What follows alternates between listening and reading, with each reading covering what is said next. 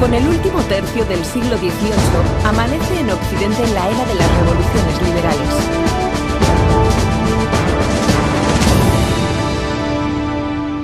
Los cambios económicos, sociales y culturales se extienden como una mancha de aceite, mientras las potencias del momento se enfrentan por la hegemonía internacional. Tras las revoluciones norteamericana y francesa, se configuran dos grupos políticos e ideológicos que en España se identifican con los ilustrados, partidarios de reformas liberales, de desamortizar los bienes eclesiásticos y de la alianza con Francia, y los reaccionarios, contrarios a las reformas y apoyados por un sector del clero, titular de grandes posesiones en el campo y las ciudades y con importantes apoyos externos, como la Santa Sede y Gran Bretaña. En 1800, la monarquía hispánica se encontraba en una posición de suma fragilidad para controlar sus enormes posesiones. Una fragilidad no solo política y militar, sino sobre todo económica, al depender casi en exclusiva de una estructura agrícola cuasi medieval y de las remesas de plata americana. Todos los gobiernos ilustrados, desde el conde de Aranda hasta Godoy, pasando por Floridablanca, Jovellanos, etc., trataron de introducir reformas que permitiesen una organización más racional del Estado y, en segundo lugar, la modernización de la economía para poder competir con el resto de potencias europeas. No pudo ser. Chocaron con los sectores más reaccionarios de la sociedad española y con los intereses de la burguesía criolla, que se miraba ya en el espejo de sus vecinos del norte. Por otro lado, la rivalidad entre Gran Bretaña y Francia y el interés de ambos por el control del mercado americano hizo imposible la neutralidad de la corona española. Si quería conservar sus enormes posesiones, debía tomar partido. Inglaterra contaba ya con la alianza de la corona portuguesa y, además de sus constantes intromisiones en América, exigía la apertura de los puertos americanos a sus productos. Finalmente, Carlos IV se decantó por el lado francés, de manera que la Francia republicana y la monarquía católica hispánica se garantizaban mutuamente sus posesiones y obligaban a Portugal a cerrar todos sus puertos a los navíos ingleses. Era la guerra contra Gran Bretaña. Los enfrentamientos se suceden entre vaivenes diplomáticos, nuevos tratados y más enfrentamientos, contra Portugal o contra la armada inglesa con desigual fortuna. La tibieza de Portugal en el cumplimiento del bloqueo lleva a Napoleón a dar un paso más y Francia y España firman el Tratado de Fontainebleau, por el que acuerdan la conquista y reparto de Portugal. Mientras Carlos IV y sus ministros jugaban esa arriesgada partida, la mayoría de la población española vivía al borde de la miseria. El hambre y las epidemias estaban al acecho cada cosecha y cada año, en especial desde 1800, y con las malas cosechas surgían los acaparadores que especulaban con el cereal, poniendo de relieve el nefasto resultado de una agricultura controlada por la nobleza y por la Iglesia. Desde 1802 proliferan los motines por todo el país y un grito unánime pidiendo la bajada del precio del pan recorre toda la geografía española. El odio popular se dirige sobre todo contra el clero, beneficiarios de rentas y del diezmo, y contra las gentes con sombrero de tres picos, magistrados y escribanos, responsables del orden. En muchos pueblos de Castilla empiezan a oírse voces nunca proferidas antes. ¡Guillotina!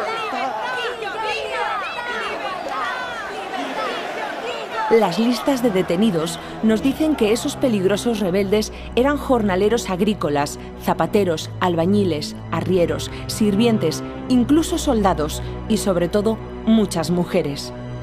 Las mujeres destacaron por ser las más radicales en sus gritos contra los especuladores y en sus exigencias de pan. Estas gentes fueron las mismas que luego se opondrían a las requisas de las tropas francesas o a los desmanes de los guerrilleros. Gentes que, al borde de la miseria, luchaban por sobrevivir. En este contexto hace su entrada en España el ejército de Napoleón. 100.000 bocas que mantener con lo que iban requisando allá por donde pasaban. Un ejército así era un termitero que carcomía todo a su paso, convirtiéndose en una carga abrumadora para la población. El motín estalla el 2 de mayo y Madrid quedó regado en sangre, con más de 400 víctimas españolas y más de 100 francesas. Fernando VII cede el trono a Napoleón y este a su hermano José. La revolución ha empezado. Desde finales de mayo de 1808 se establecen dos tipos de autoridades, las obedientes a la corona bonapartista y las surgidas de las juntas soberanas establecidas en Asturias, Sevilla, Granada, Zaragoza, Valencia, etc. Comienza así una guerra civil, interna, trabada con otra de carácter internacional. Por un lado, la lucha de un sector de españoles contra la dinastía bonapartista y contra las tropas francesas que la arropaban. Y por otro, los ejércitos británicos que trasladaron su conflicto con Francia a la península. En la primera fase de la guerra, las juntas soberanas provinciales declaran las hostilidades directamente a Napoleón. No reconocen el gobierno de José I, optan por Fernando VII y en todo momento cuentan con el apoyo de tropas y armas británicas instaladas en Portugal. En estos primeros meses, españoles y británicos logran algunos éxitos militares, siendo especialmente importante la victoria que obtiene Castaños en Bailén, con las tropas reclutadas por las juntas andaluzas y que obligan a José I a refugiarse en Vitoria. Se pensó que la guerra estaba ganada, pero la entrada de Napoleón en la península dio paso a una segunda fase, con total dominio francés hasta enero de 1812. La Junta Central se vio forzada a dejar Aranjuez y dirigirse primero hacia Sevilla y luego a Cádiz, ciudad que duplicó su población con los exiliados del resto de la península y que hubo de resistir un largo asedio para el que contó con el apoyo y suministros de la Armada Británica.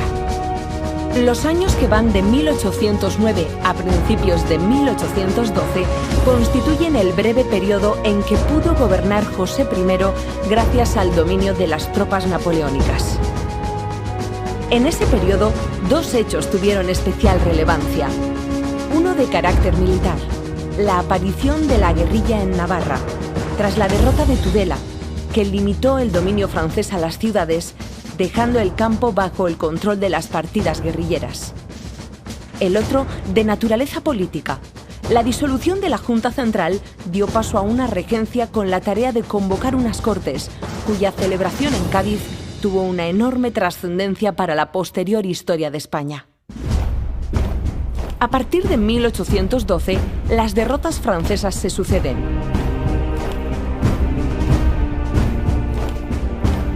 Agravadas por la retirada de tropas por parte de Napoleón tras su catastrófica campaña de Rusia, lo que permite a los aliados expulsar definitivamente a José I de Madrid y empujar a los restos del ejército francés hacia los Pirineos. Napoleón negocia entonces con Fernando VII, quien a cambio de su neutralidad en lo que quedaba de guerra, recupera su corona y pacta la paz con Francia. No se tienen en cuenta ni los deseos de los españoles, verdaderos protagonistas de la liberación, ni los intereses de los afrancesados que habían seguido al exilio al rey José. La España que Fernando VII recibe de Napoleón en 1814 no tiene ya nada que ver con la que él le entregó en 1808. Los cambios estaban en marcha.